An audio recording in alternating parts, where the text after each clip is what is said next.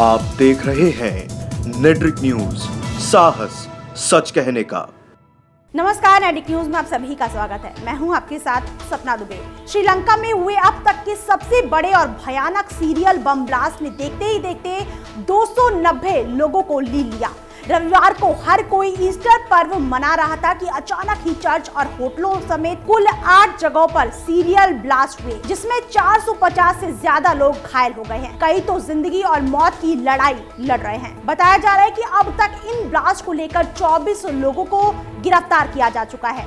श्रीलंकाई police blast के संबंध में लगातार जांच कर रही है। अब तक जिस तरह की जानकारी मिल रही है उसके मुताबिक सोमवार सुबह कोलंबो एयरपोर्ट के पास एक और बम बरामद हुआ, जिसे तुरंत सुरक्षा बलों ने डिफ्यूज कर दिया।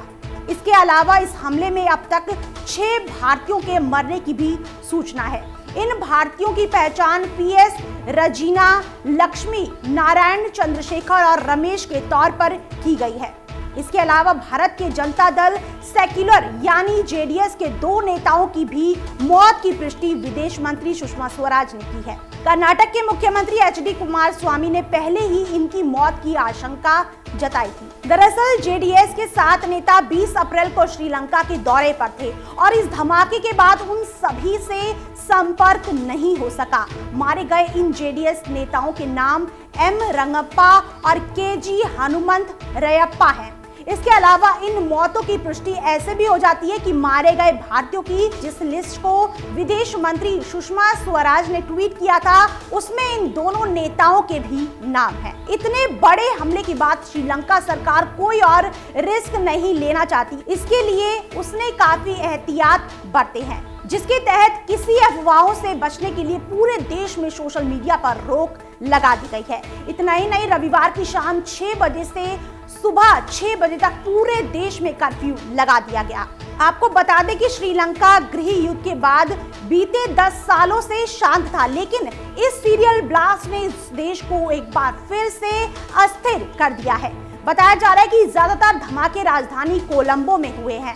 इस हमले पर भारत के रुख की चर्चा की जाए तो भारत भी इस तरफ अपनी नजरें बनाए हुए है। प्रधानमंत्री नरेंद्र मोदी ने श्रीलंका के राष्ट्रपति मैत्रीपाला सिरिसेना और प्रधानमंत्री रानिल विक्रमसिंघे से फोन पर बात की। PM मोदी ने इस दौरान आतंकवादी हमले को क्रूर और सुनियोजित बर्बर आतंकी हमला बताया। PM मोदी ने रविवार को ही कहा था कि वो भीषण हमला झेलने वाले पड़ोसी मुल्क के साथ मजबूती से खड़े हैं और इसी के साथ PM मोदी ने श्रीलंका को हर तरह से मदद देने की भी बात की। हमले के तुरंत बाद ही भारत की विदेश मंत्री सुषमा स्वराज ने भी कहा था कि वो इस पूरे मामले पर अपनी नजर बनाए हुई हैं। नेशनल अस्पताल के निदेशक अनिल जासिंघे ने इस हमले के बाद की गतिविधियों की जानकारी देते हुए कहा है कि मृतकों में 11 विदेशी नागरिक हैं, जिनमें पोलैंड, डेनमार्क, चीन, Japan, Pakistan, America, Bharat, Morocco और बांग्लादेश के लोग शामिल हैं।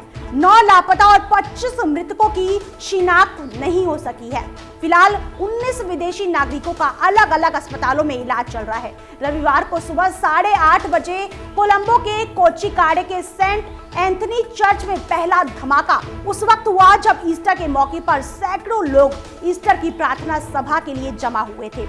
इसके बाद 5 और बेहद ताकतवर ब्लास्ट हुए। 3 आलीशान होटलों और इससे 30 किलोमीटर दूर नेगोम्बो के सेंट सेबेस्टियन चर्च, कोलंबो से पूर्व 250 किलोमीटर दूरी पर स्थित बट्टी कलोवा में स्थित जियोन चर्च में ब्लास्ट हुआ। कुछ घंटे के बाद दोपहर में कोलंबो में दहीवाला चिड़ियाघर से लगे एक रेस्टोरेंट के पास भी ब्लास्ट हुआ। रेस्टोरेंट के पास हुए ब्लास्ट में 2 लोग मारे गए। विस्फोट का सिलसिला यही नहीं रुका। इसके बाद कोलंबो के पड़ोसी देमाटोगोडा में हुए एक अन्य विस्फोट में 3 और लोगों की जान चली गई। इस तरह से सीरियल ब्लास्ट में अब तक मरने वालों की संख्या 290 हो गई है। अब तक किसी भी आतंकी संगठन ने इस ब्लास्ट की जिम्मेदारी नहीं ली है, तो वहीं पुलिस ने एक संगठन पर शक जरूर जताया है। इन सब के बीच एक और बात का खुलासा हुआ है जो बेहद चौंका देने वाला है। वो खुलासा ये है कि श्रीलंका के पुलिस प्रमुख पुजुत जयसुंदरा ने 10 दिन पहले अलर्ट जारी किया था कि आत्मघाती हमलावरों ने प्रमुख कैथोलिक चर्चों को निशाना बनाने की साजिश रची है। इसमें कहा गया था कि कोलंबोस में बड़े चर्च और भारतीय उच्चायोग को निशाना बनाने की योजना है। नेशनल तौहीद जमात नाम के कट्टरपंथी संगठन का नाम सामने आ रहा है। नेशनल तौहीद जमात पर कट्टरपंथी बहावी विचारधारा के प्रचार प्रसार का भी आरोप लगाया जा रहा है और ये संगठन पिछले साल भी सुर्खियों में बना हुआ था। इस पर श्रीलंका में बौद्ध मूर्तियां तोड़ों को क्षति पहुंचाने का भी आरोप लगाया जा चुका है। फिलहाल इस हमले ने पूरे श्रीलंका में अस्थिरता का माहौल पैदा कर दिया है, जिससे उभरने में वहां की सरकार और जनता को काफी मशक्कत करनी पड़ सकती है। फिलहाल इतना ही। बाकी ऐसी और बड़ी खबरों के लिए वीडियो को लाइक और शेयर करने के साथ साथ चैनल को सब्सक्राइब करना ना भूलें। हमारे साथ जुड़े रहने के लिए हमारे YouTube चैनल को सब्सक्राइब करें, साथ ही बेल आइकन को दबाएं। नेटवर्क न्यूज की खबरें सबसे पहले देखने के लिए।